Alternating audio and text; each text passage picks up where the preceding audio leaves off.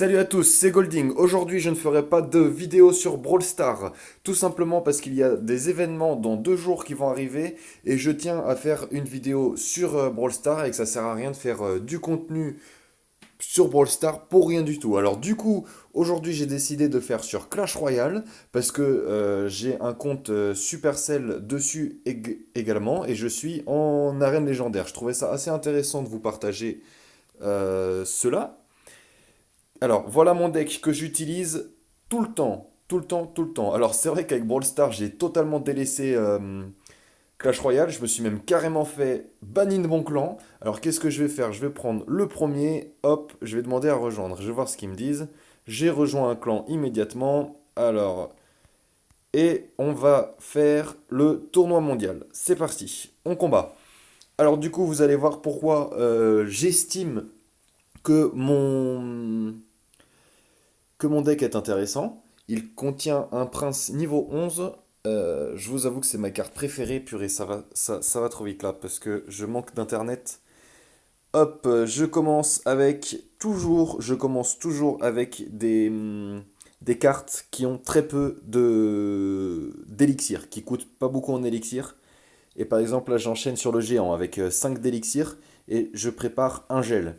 Voyez, hop. Même sans savoir la prochaine carte, non, je le fais pas. Hop.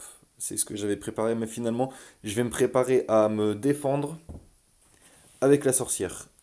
Pourquoi la sorcière? Parce qu'elle invoque des petits squelettes qui vont qui vont bloquer le dragon de l'enfer en fait. Parce que le dragon de l'enfer, il fait des gros dégâts, mais sur le long terme. Et vu que les squelettes, c'est du court terme, excusez-moi, j'étais dedans. Hop, je sors le sorcier de glace. Là, c'est dangereux parce que j'ai utilisé beaucoup d'élixir d'un coup, mais regardez, hop, c'est assez intéressant. Alors, souvent, prince contre, contre le chevalier mécanique, je sais pas, j'ai pas les noms. C'est hop, c'est souvent la meilleure défense.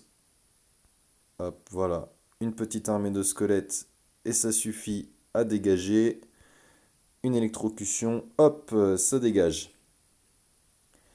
On est pas mal, on est pas mal. Je vous avoue que je sais, je pourrais faire mieux, je sais, je ne suis pas très bon. En plus, je suis en tournoi mondial. Alors, je vous avoue que je m'en fous en fait. Pour moi, en fait, un jeu, surtout les jeux Supercell, à la base, c'est de l'amusement. Et ensuite, vous voyez, je ne paye jamais pour les jeux. Je ne dépense jamais de sous parce que, en fait, c'est vraiment l'idée de s'amuser. Peu importe le niveau. Que je paye ou que je paye pas, en face de moi, j'aurai quelqu'un de forcément intéressant dans sa façon de jouer, en fait. Et c'est ça que je recherche, c'est de la technique, de la tactique, de... Vous voyez, surtout Clash Royale, je le vois un peu comme un jeu d'échecs moderne, vous voyez. On a en face de nous une sorte d'échiquier, vous voyez, où on doit défendre ce qui pourrait s'apparenter à notre reine, notre roi, pardon.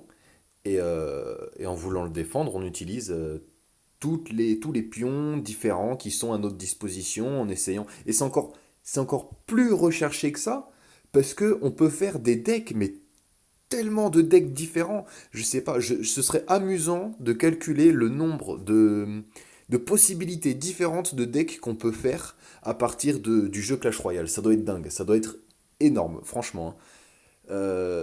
Voilà, c'était mon petit côté réflexion de Clash Royale. J'ai perdu, je m'y attendais. C'est pas grave, c'était intéressant quand même. Voilà, c'était vous montrer mon deck, comment est-ce qu'elle fonctionne, ses faiblesses, plus que ses forces apparemment. Et mince, je suis désolé, hop, je mets ça de côté, c'est pas ce que je voulais faire. Alors, ce que je voulais surtout vous montrer que j'ai pas pu, c'est le trio sorcier de glace, sorcière, bébé dragon, tous les trois, quand j'arrive à les positionner en même temps, c'est c'est d'une force, d'une puissance, tous les trois. Allez, ce qu'on va faire, c'est qu'on va faire un gameplay commenté. C'est parti. Alors, je pose le géant. Ok.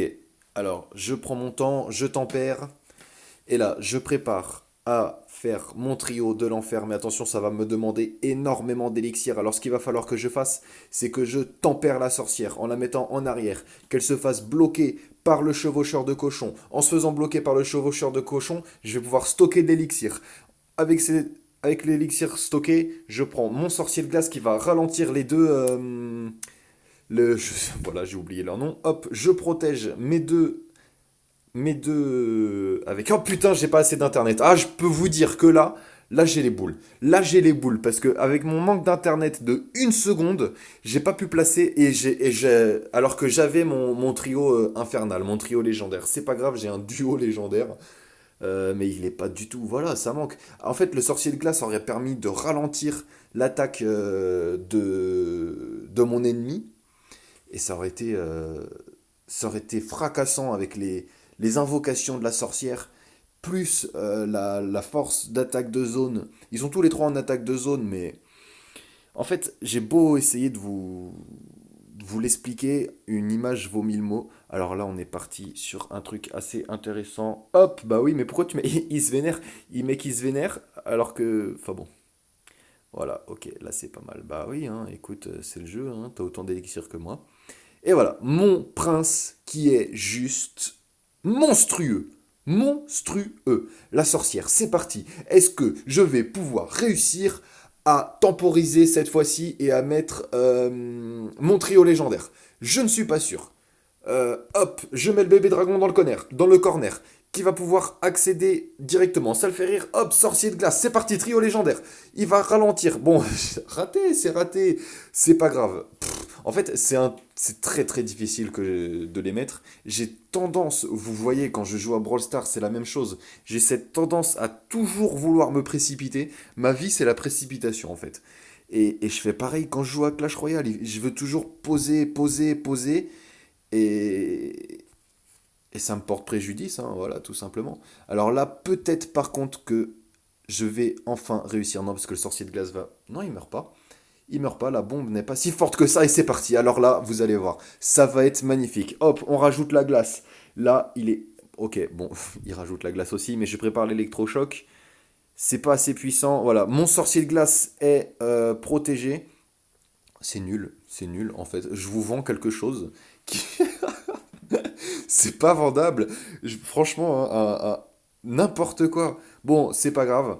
C'est quand même intéressant. Il va me défoncer sur le dernier. Purée, purée. Ah là là, j'allais dire un autre mot, mais là, oh là là. Je suis déçu, déçu de moi-même. Comme je vous l'ai dit, toujours vouloir me précipiter, me précipiter, me précipiter. C'est pas grave. Voilà, je vous ai présenté mon deck. Je vous ai montré comment j'essayais de le mettre en valeur. Ce qui n'est pas forcément le cas. Je sais, je connais mes points faibles. Je sais que ce deck est beaucoup trop cher. Mais c'est comme ça, j'ai l'amour de ce deck. Je l'ai depuis le tout début. J'arrive pas à le changer. Mais prochaine vidéo, si je fais une prochaine vidéo sur Clash Royale, je change de deck, ok? C'est promis. Merci beaucoup. Au revoir, c'était Golding. Abonnez-vous, mettez un pouce bleu.